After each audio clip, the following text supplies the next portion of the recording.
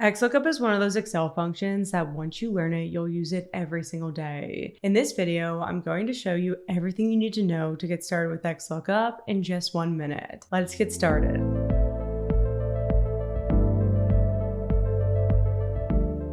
For example, here we have order data and need to look up the customer that corresponds with a specific order ID. Instead of searching through the data manually, we can use XLOOKUP to find it instantly. XLOOKUP searches for a value in an array and returns a corresponding value from another array, and it's actually a lot simpler to use than you'd think.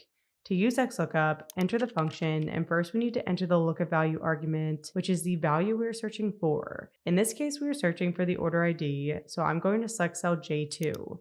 Next, we need to enter the lookup array argument, which is the array we are searching for the lookup value in. We need to search the order ID column, so I'm going to select column A. And last but not least, we need to enter the return array, which is the array that contains the value we want to return. In this case, we want to return the customer that corresponds to this order ID, so I'm going to select the customer column. Now that we've entered all three of XLOOKUP's mandatory arguments, hit enter, and we've officially returned the customer for this order ID. See, that wasn't so bad. Now that we've covered the three mandatory arguments, let's quickly go over the optional ones. The if not found argument allows you to return a custom value instead of an error if XLOOKUP cannot find the lookup value in the lookup array. The match mode argument allows you to search for the next closest value if an exact match is not found. And last but not least, the search mode argument allows you to define how you're searching the data.